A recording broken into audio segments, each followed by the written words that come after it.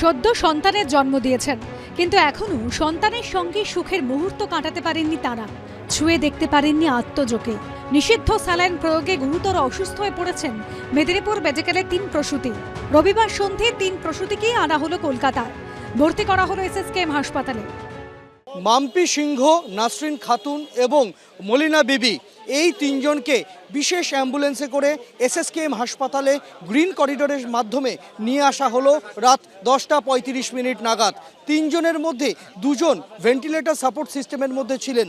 তাদের বিশেষভাবে অতি সাবধানতার সঙ্গে অ্যাম্বুলেন্স থেকে নামানো হয় এবং তাদের পোর্টেবল অক্সিজেন সিলিন্ডারের সাহায্যে তার নিঃশ্বাসের প্রশ্বাসের বন্দোবস্ত করা এবং অ্যাম্বুব্যাগের সাহায্যে কৃত্রিম ফুসফুস নিয়ে তার যে ট্রান্সপোর্টেশন অর্থাৎ অ্যাম্বুলেন্স থেকে তাকে নামিয়ে তার ক্রিটিক্যাল কেয়ার বেড পর্যন্ত নিয়ে যাওয়ার মাঝে যাতে কোনো বিপত্তি না হয় তাই অ্যাম্বুব্যাগের সাহায্য নেওয়া হয় এবং এইভাবেই প্রথমে 2 রোগীকে অত্যন্ত সাবধানতার সঙ্গে নামানো হলো এবং সবশেষে আমরা দেখতে পেলাম যে রোগী তুলনামূলকভাবে একটু ভালো অবস্থায় রয়েছেন তাকে নামানো হয়। রবিবার বিকেলে 3 প্রসূতিরই ডায়ালিসিস করা হয়। ঘড়ির কাঁটায় তখন 7:19। মেদিনীপুর মেডিকেল থেকে রওনা দেয় প্রথম অ্যাম্বুলেন্স। এরপর একে একে 3টি অ্যাডভান্স লাইফ সাপোর্ট অ্যাম্বুলেন্সে করে সোজা তাদের নিয়ে আসা হয় এসএসকেএমে।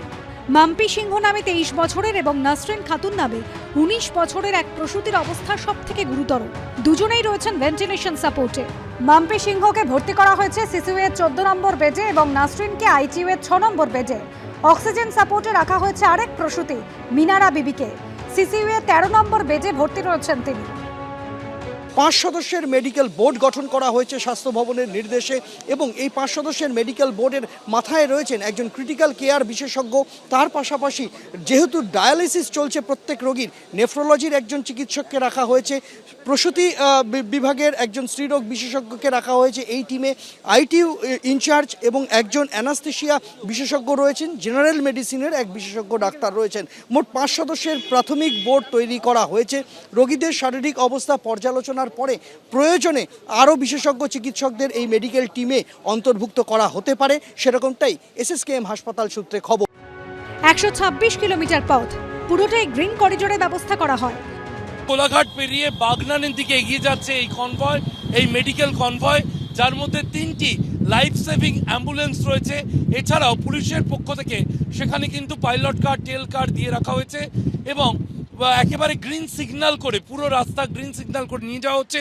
যদিও শারীরিক যাদের যেহেতু অসুস্থ তাই বিশেষ জোরে কিন্তু গাড়ি চালানো হচ্ছে না, 70-75 স্পিডে এই কনভয় নিয়ে যাওয়া হচ্ছে এবং মাঝে মধ্যে চিকিৎসা সুবিধার জন্য কিন্তু একাধিকবার এই কনভয় থামানো হয়েছে, কখনো 4 মিনিট, কখনো 3 মিনিট।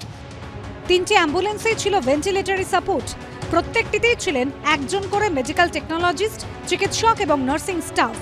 এদিন সংকটজনক 3 প্রসূতিকে মেদিনীপুর মেডিকেল থেকে এসএসকেএমে আনার আগে পরিস্থিতি উত্তপ্ত হয়ে ওঠে। প্রথম রোগীকে অ্যাম্বুলেন্সে তোলার সময় রোগীর পরিজনেরা বারবার জানতে চান কোন প্রসূতিকে নিয়ে যাওয়া হচ্ছে, কিন্তু তাদের জানানো হয়নি বলে অভিযোগ। অ্যাম্বুলেন্সে গেট ধরে বিক্ষোভ দেখাতে শুরু করেন তারা।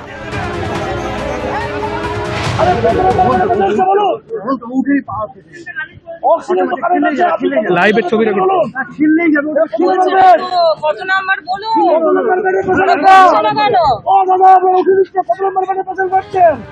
মেদিনীপুর মেডিকেলে নিষিদ্ধ স্যালাইনের ব্যবহারে মৃত্যু হয়েছে এক প্রসূতির। মা হারা হয়েছে একদিনের শিশু। কিভাবে ছোট্ট শিশুকে সামলাবেন ভেবে উঠতে পারছেন না মৃতের আত্মীয়রা। আমাদের পেশেন্টটাকে আগের থেকে এরা টার্গেট করতো, তাহলে তো আমাদের পেশেন্টটাও তো এভাবেই যেত, বাঁচার চান্স থাকতো। মানুষ মারা যাওয়ার পরে চিকিৎসা এখন শুরু করেছে সরকার।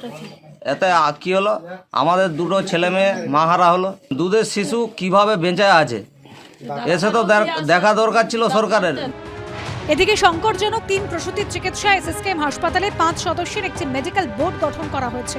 সৌমেন চক্রবর্তী, জুরাম করঞ্জয় ও সন্দীপ সরকারের রিপোর্ট, এবিপি আনন্দ।